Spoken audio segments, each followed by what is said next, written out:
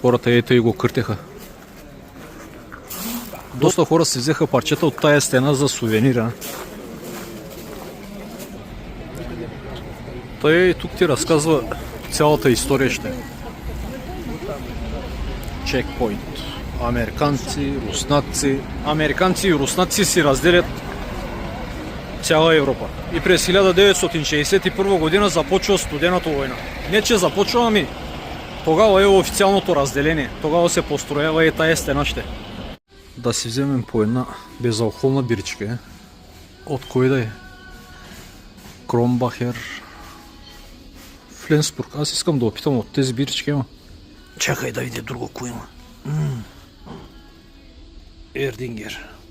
Евро и 19. Има едни такива. Натуртюп. 1 евро. Нещо, което не съм пил до сега. Нещо такова търси. Такова примерно не съм пробвал. То когато има много разнообразие, пък не може да избере човекте. Това кое? Берлинер Киндл. Ама не е безалкохолно. Преди Бранденбургската врата, дай да те водя към еврейските гробници. Идеята на гробницата е тук е била човек да изпита дезориентация.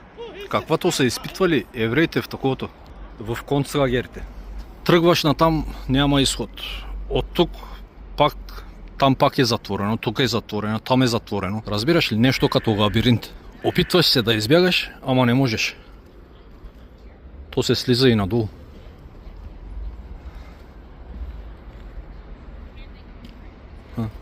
Слиза се надолу, ама там свършва май.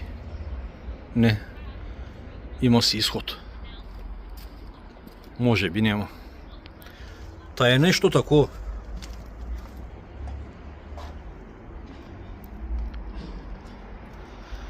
Разбираш ли идеята? Колкото повече се опитваш да избягаш, толкова повече затъваш. Та идеята за този мемориал го има още от 1988 година. Обаче тогава по онова време е отхвърлено и след това през 2000-та година някъде пак повдигат този въпрос. Мемориал на евреите, които са загинали по време на Втората световна война. Та е нещо такова ще. После да не кажеш отиде чак до там, не ни го показа. Та той е съвсем близо до Бранденбургската врата. Тук някъде има. Дай да излезем и да идем към Бранденбургската врата. Да продължим с историята на Берлин. Та добре е направено, иначе доста бетон. Бранденбург Тор. Та къде бяхме останали? 19 век. Германия се беше превърнала в икономически и индустриален гигант, а след победата над Франция през 1871 година в Берлин е обявено създаването на Немската империя. Тогава и градът става столица на Обединената империя. Населението, което в началото на 1800 година е само 200 хиляди, само за 70-80 години се увеличава до 2 милиона. А 20 век, както знаеш, е белязано с слава, разрушение, разделение и обединение. А в началото на 20 век Берлин вече е център на европейският културен живот. Но след Първата световна война нещата рязко се променят. Берлин става столица на Ваймарската република. Но унижението от Франция, политическата и икономическа нестабилност отварят вратите за нацизма в Германия. Икономическа, политическа нестабилност, както в наши дни. Ти знаеш, в Восходе. Както и да е, през 1933 година на власт идва, знаеш кой, фюрера. И с неговото идване Берлин вече е столица на Третият райх. Възход за кратък период и след това почти пълно разрушение на града. През 1945 година руските войски превземат града и тук се слага край на Втората световна война. Всичко това тук, което виждаш, е било напълно разрушено. Но това не е всичко. След това то се разделя на 4 части. Американска, френска, английска и съветска.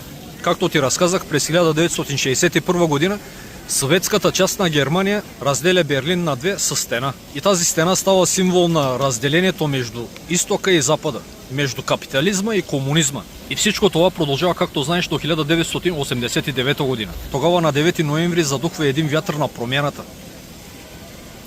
Вятър, който събаря 28 годишната стена. Стена, която е дълга 155 км.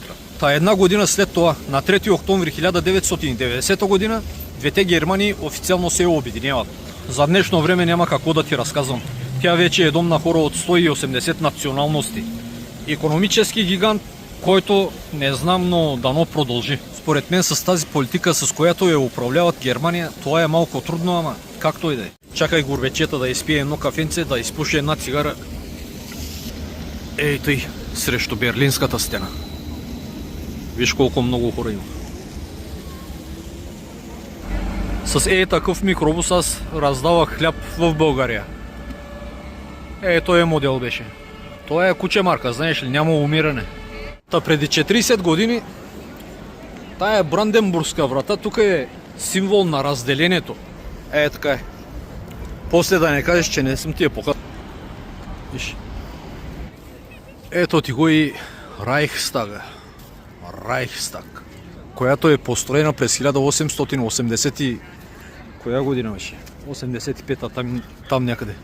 Над входа там више е изписано Dem Deutschen Volke. Демек, на немският народ. Браво. Райхстагът е силно повреден по времето на Втората световна война.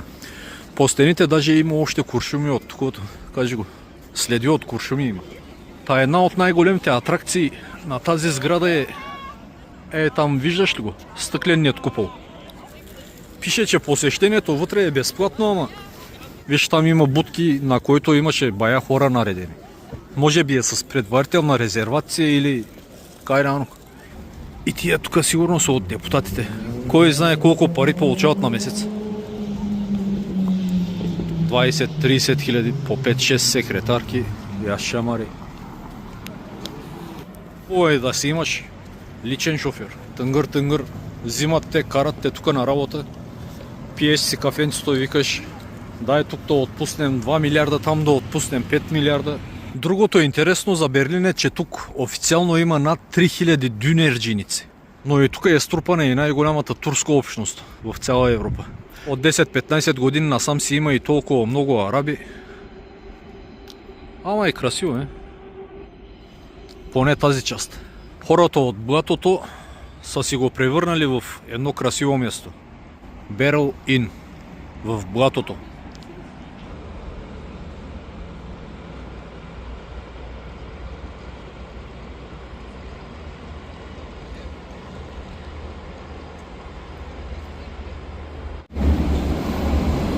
Айде, горбечета се прибира вече.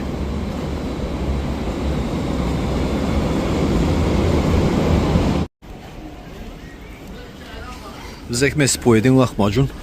Един лахмаджун 3 евро.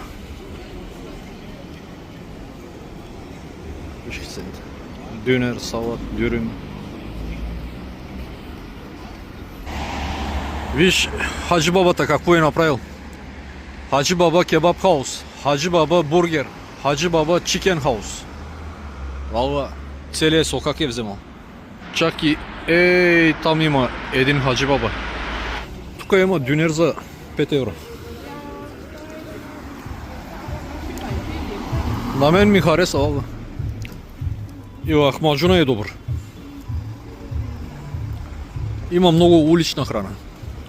Таки ресторанчета, арабски ресторанчета. Дюнери, мюнери, кебапчи, мебапчи, яш шамари. Това ни е хотелчето. Горбечета да се прибере, да си поспи, а утре продължаваме от Дрезден.